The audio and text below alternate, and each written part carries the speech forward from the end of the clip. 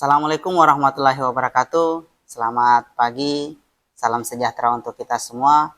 Om Swastiastu, Namo Buddhaya, salam kebajikan. Salam. Perkenalkan, nama saya Sisriawan Lapasere, SPD MPD. Saya merupakan salah satu dosen Home Base, program studi pendidikan guru sekolah dasar, Fakultas Keguruan dan Ilmu Pendidikan Universitas Tadulako.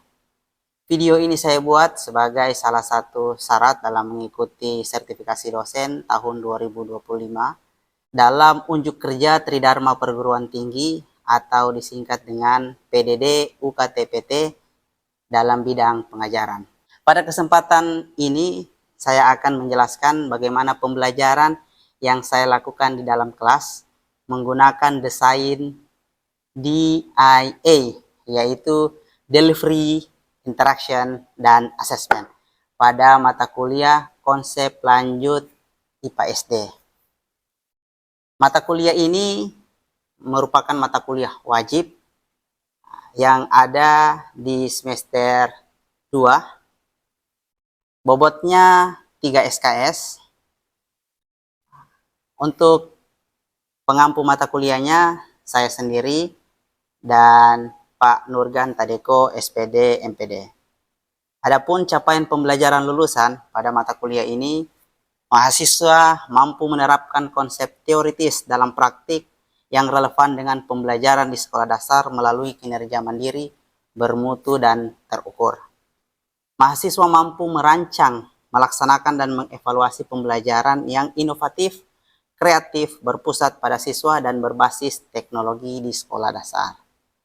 Dari 2 CPL yang dititipkan di mata kuliah ini, adapun capaian pembelajaran mata kuliahnya atau disingkat dengan CPMK untuk memenuhi CPL tersebut. Yang pertama, mahasiswa mampu menjelaskan konsep keanekaragaman hayati pada tingkat gen, spesies, dan ekosistem, serta menganalisis interaksi dan ketergantungan antara komponen biotik dan abiotik dalam suatu ekosistem. CPMK kedua, mahasiswa mampu mendeskripsikan proses pertumbuhan dan perkembangan pada makhluk hidup, serta menjelaskan struktur dan fungsi organ tubuh manusia. CPMK ketiga, mahasiswa mampu menjelaskan konsep dasar cahaya dan gelombang, kelistrikan, serta magnet, dan menganalisis penerapannya dalam kehidupan sehari-hari. CPMK keempat, mahasiswa mampu menjelaskan susunan tata surya serta fenomena alam seperti bencana, termasuk penyebab, dampak, dan upaya mitigasinya. Adapun deskripsi mata kuliah ini secara singkat, mata kuliah konsep lanjut IPA SD ini dirancang untuk memperluas dan memperdalam pemahaman mahasiswa PGSD terhadap konsep-konsep ilmu pengetahuan alam yang esensial dan aplikatif dalam konteks pembelajaran di sekolah dasar. Adapun materi pembelajaran mata kuliah ini ada 11 topik yang dibahas, yang disebar dalam beberapa pertemuan di 16 kali pertemuan, termasuk sudah UTS dan UAS-nya. Untuk topik pertama, untuk materi pembelajaran pertama yaitu keanekaragaman hayati, yang kedua peta dan topografi, yang ketiga pertumbuhan dan perkembangan makhluk hidup, yang keempat sistem organ tubuh manusia, yang kelima ekosistem dan ketergantungan komponen biotik dan abiotik, yang keenam cahaya dan gelombang, yang ketujuh kelistrikan, yang kedelapan magnet, yang kesembilan krisis energi dan sumber energi alternatif, yang kesepuluh tata surya, planet, bintang, meteor, dan lain-lain, yang kesebelas bencana, penyebab, dampak, dan mitigasinya. Adapun daftar pustaka yang saya gunakan ada beberapa buku, beberapa website dari kementerian, dan buku yang saya kembangkan sendiri sebagai referensi pendukung. Untuk model pembelajaran yang digunakan ada beberapa, salah satunya menggunakan model pembelajaran project based learning, ada juga menggunakan metode case method dan problem based learning. Untuk bobot penilaiannya terdiri dari 3 item yang dinilai. Yang pertama terkait tentang tugas case methodnya, ada bobotnya 20%. kemudian proyeknya 50%, UTS-nya yang terletak pada pertemuan ke-8 itu 15%, keaktifannya 15%. Nah, adapun cuplikan singkat dari model pembelajaran yang saya lakukan di dalam kelas bisa dilihat pada video berikut ini.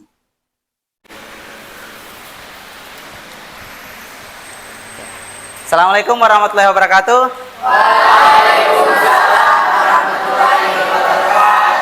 Selamat pagi, salam sejahtera untuk kita semua. Salam, Om Swastiastu, Namo Buddhaya, salam kebajikan. Oke, baik. Hari ini kita akan melanjutkan pertemuan kita. Kemarin kita sudah belajar terkait tentang cahaya. Hari ini kita akan belajar kembali terkait tentang listrik. Nah, sebelum kita masuk pada materi, alangkah baiknya agar pembelajaran kita hari ini mendapatkan berkah dan semoga ilmu yang Bapak berikan atau kalian dapatkan hari ini bermanfaat. Makanya kita perlu berdoa. Nah, kita berdoa menurut kepercayaan kita masing-masing. Berdoa dimulai. Selesai. Oke, hari ini kita akan belajar terkait tentang listrik.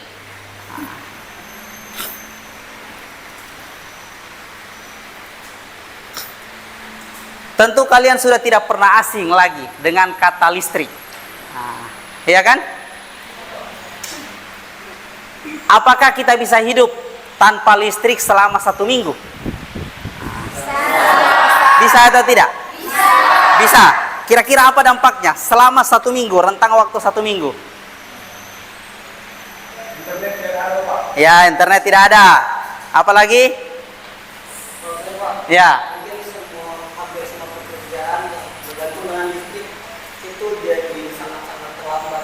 Ya, tapi kita masih bisa hidup ya? Masih. Bagaimana kalau 1 bulan? Masih bisa? Masih bisa hidup tanpa listrik selama 1 bulan?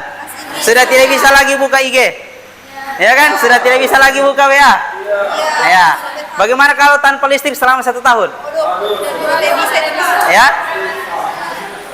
Masih bisa hidup cuman Masih bisa hidup? tetapi Masih. kembali ke zaman abad Ya? Ya, kembali ke zaman purba. Nah, jadi apa ya? Fasilitas-fasilitas kesehatan sudah, ya kan? Sudah tidak seperti yang sekarang, ya kan? Kita berobat sudah manual, dan lain seterusnya. Artinya kita hidup ini tergantung dengan listrik. Jadi apa sih itu listrik? Ada yang tahu? Saya Pak, Ya, Hilya. menurutku Pak, listrik adalah bentuk energi yang dihasilkan oleh pergerakan partikel yang bermuatan terutama elektron melalui penghantar atau medium tertentu Pak. Oke, ada apa ya? Aliran yang mengalir. Ada muatan apa tadi? Muatan listrik seperti elektron dan proton yang mengalir. Oke, ada pendapat lain? Ya, Wawan silakan. Menurutku Pak, listrik itu adalah sumber energi yang dapat membantu aktivitas manusia, Bapak. Ya, membantu aktivitas manusia. Yes. Seperti contoh, aktivitas yang mana yang mau dibantu ini? Contohnya seperti transportasi mungkin. Ya.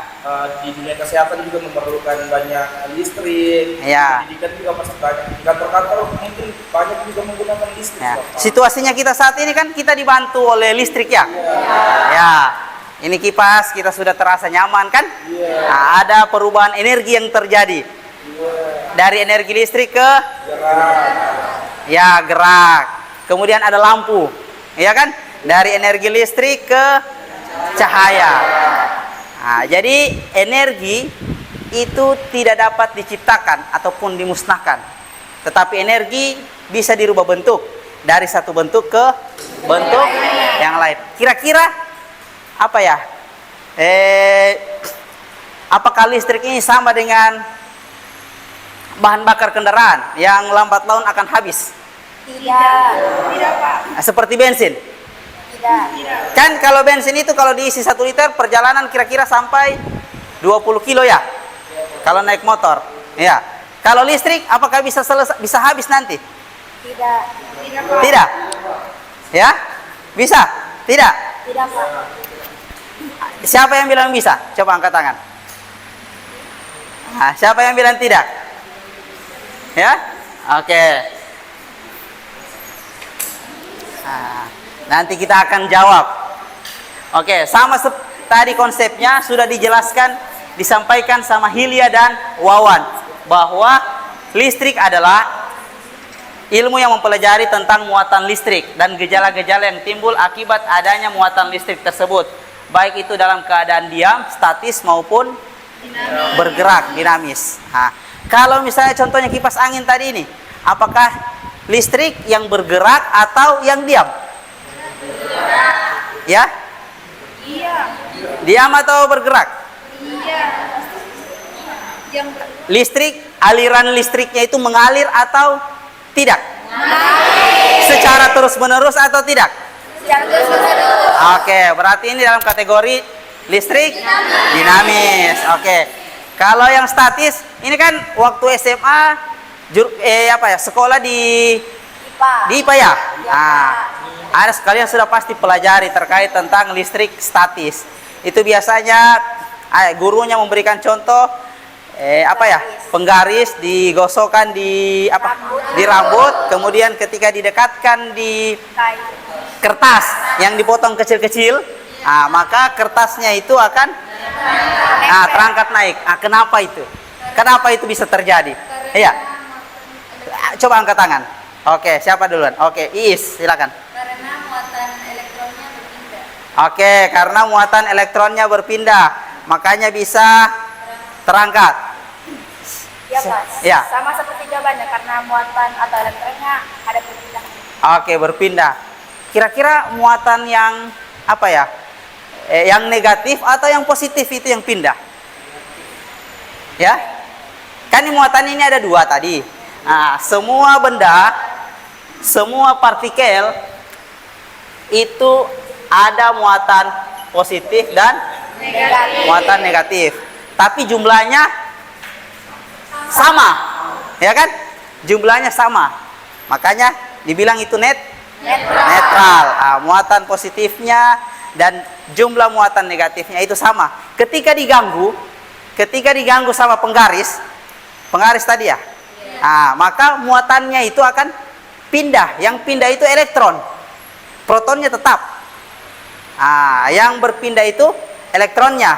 Sehingga yang tadi berpindah elektronnya, tak tinggal muatan proton. Kalau elektronnya berpindah, yang tinggal di dalam proton. Berarti yang benda ini bermuatan positif kan? Karena ini sudah kehilangan elektronnya. Kemudian ada lagi satu benda tadi, karena ini keluar, ini menerima, ya kan? Kalau ini menerima elektron, berarti elektronnya ini lebih banyak dibandingkan muatan positifnya, sehingga benda ini muatan positif, ya kan? Karena dia kelebihan. Ini muatan negatif karena dia kelebihan elektron. Sehingga ini kan kodratnya, kalau laki-laki dengan perempuan akan tarik menarik toh. Jadi kalau muatan negatif dan muatan positif ketemu, maka akan tarik menarik, sehingga itu tadi penggaris kalau didekatkan di kertas yang dipotong kecil-kecil, maka kertasnya ikut tertarik. Itu contoh dari konsep listrik statis. Oke. Tadi sudah dijelaskan bahwa ini contoh dari konsep listrik dinamis. Ini tadi. Di slide ini sudah digambarkan bahwa muatan positif itu namanya proton, muatan negatif itu namanya elektron. Ketika listrik itu terjadi, ketika adanya perpindahan elektron, berarti sudah pintar semua ini, ya kan? Tepuk tangan dulu untuk diri sendiri. Oke. Ya. Ini Bapak ada kasus. Oke. Ya. Ada lihat gambar ini? Iya, Pak. Ada gambar apa? Burung. Dan di sampingnya? Manusia di samping. Oke. Ini burung, kalau kalian lihat, itu hinggap di atas kabel yang bertegangan tinggi. Ya kan? Tapi kenapa tidak tersetrum?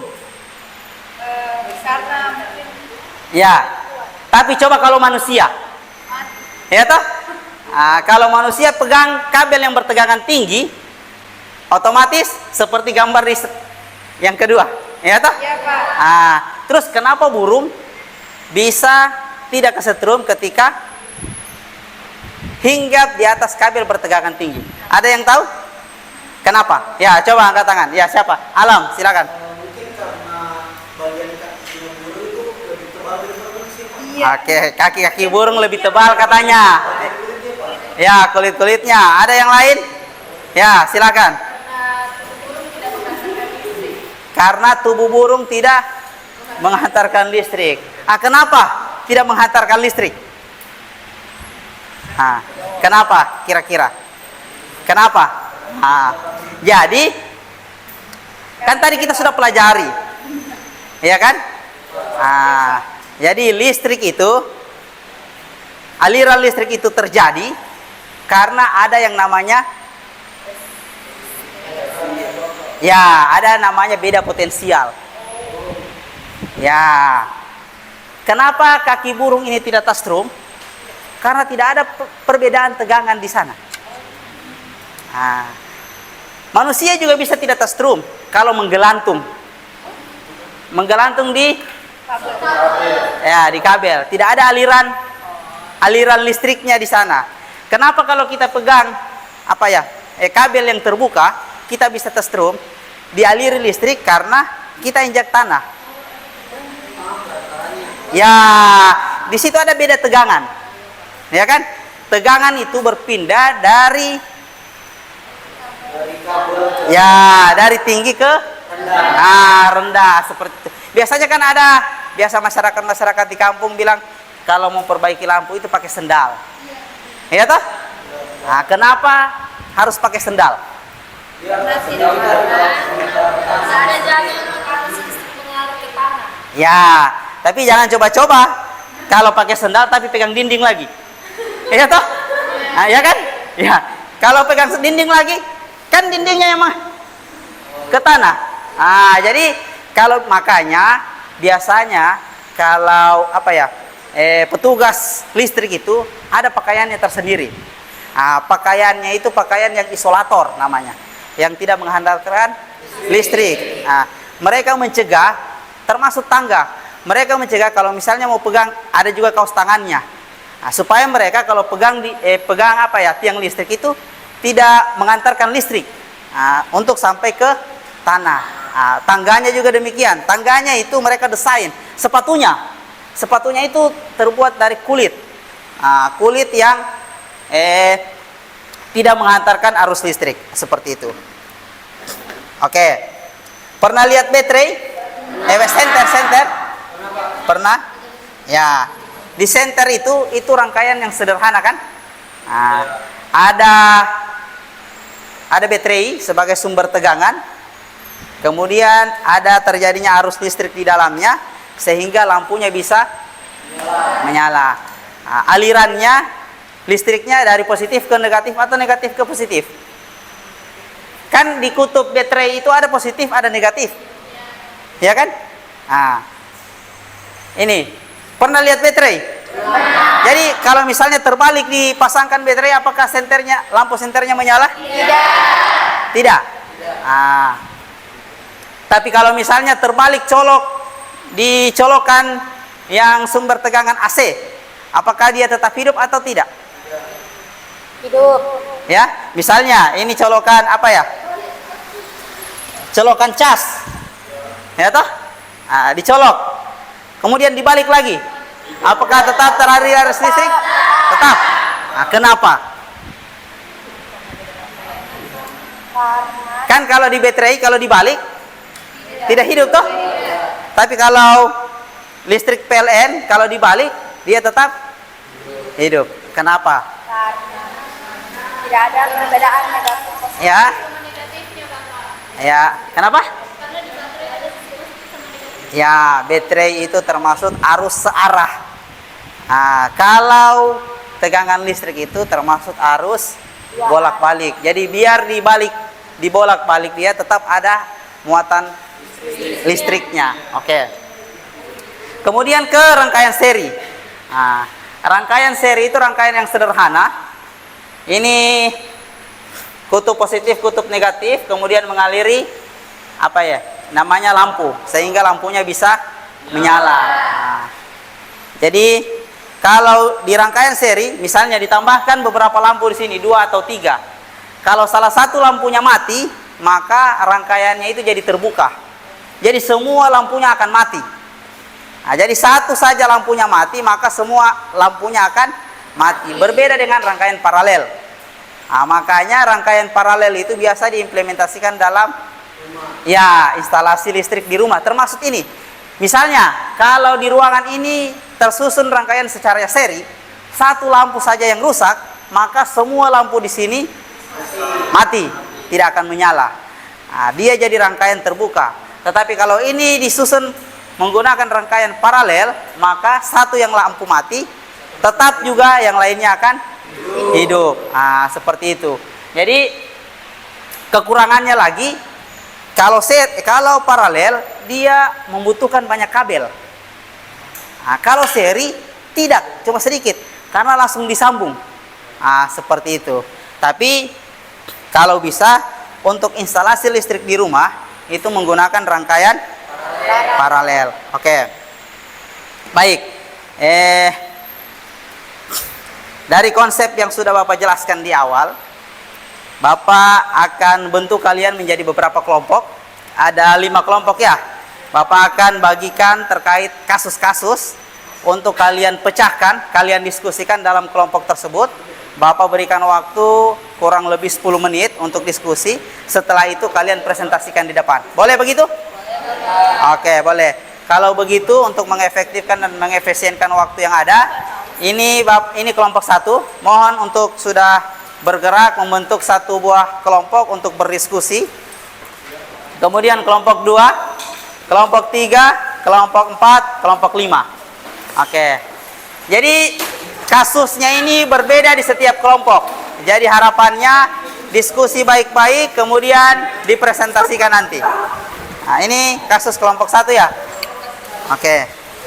Selanjutnya kelompok 2. Tabe. Mana kelompok 3 tadi? Oke, kelompok 3. Kelompok 4. Kelompok 4. Oke, kelompok 5.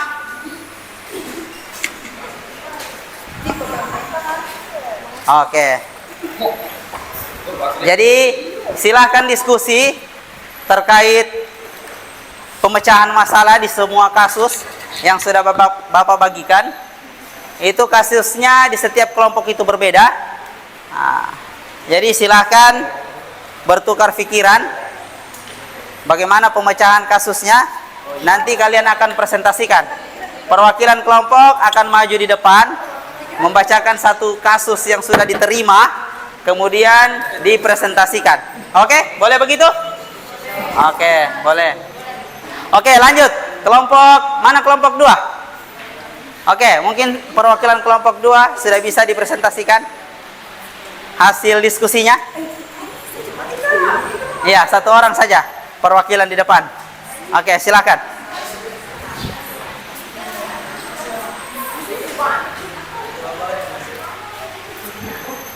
Ya, oke, silakan. Ya, yang lain mohon diam. Assalamualaikum warahmatullahi wabarakatuh. Waalaikumsalam warahmatullahi wabarakatuh. Saya dari perwakilan kelompok 2 ingin mempresentasikan kasus kami. Kasus kami itu tagihan listrik naik tajam. Seorang mahasiswa kos terkejut karena tagihan listrik bulan ini naik drastis, padahal penggunaan elektronik tampak sama. Kemudian untuk pertanyaan diskusi, yang pertama, analisis kemungkinan penyebab kenaikan tagihan listrik tersebut. Yang kedua, jelaskan hubungan antar daya waktu pemakaian dan konsumsi listrik dalam kasus ini. Yang ketiga, tawarkan 3 solusi penghemat listrik yang dapat dilakukan. Kemudian kami menjawab dengan pertanyaan pertama, yaitu analisis kemungkinan penyebab kenaikan tagihan listrik tersebut. Beberapa kemungkinan penyebab kenaikan tagihan listrik meskipun penggunaan alat elektronik tampak sama. Oke, tenang dulu. Oke, kasusnya ini bahwa kan ini kalian anak kos semua ya?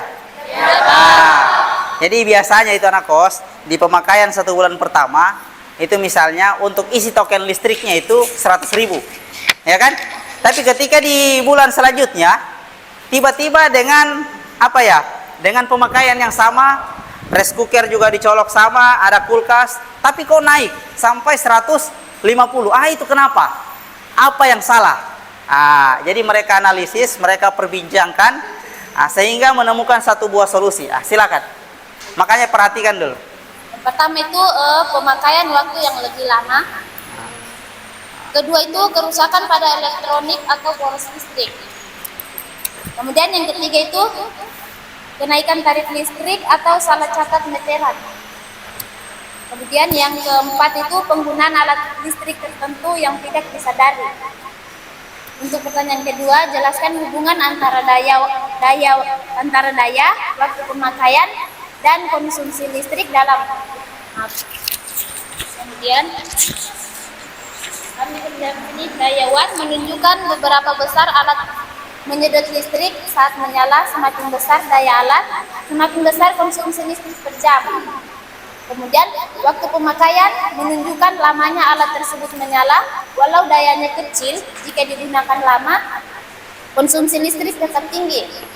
Kemudian konsumsi listrik atau KWH, hasil dari daya dikalikan waktu pemakaian yang berujung pada besarnya tagihan listrik.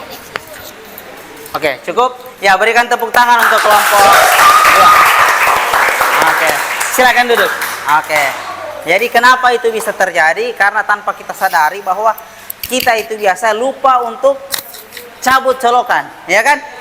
Jadi waktu itu mempengaruhi mempengaruhi dari tagihan listriknya. Seperti itu. Oke. Jadi mungkin dari sini ada yang ingin ditanyakan? Cukup ya? Cukup.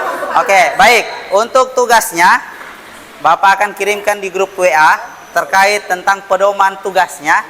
Tugasnya ini nanti kalian akan buat pemodelan, baik itu mungkin kelompok 1, kelompok 2, kelompok 3 itu rangkaian seri, kelompok 4 dan kelompok 5 itu rangkaian paralel. Dibuatkan pemodelan untuk dipresentasikan minggu depan. Oke? Baik. Oke, jika tidak ada yang ingin ditanyakan, Bapak cukupkan pertemuan kita hari ini dengan ucapan alhamdulillahirabbil alamin, billahi taufiq wal hidayah. Wassalamualaikum warahmatullahi wabarakatuh. Ya, selamat pagi. Oke.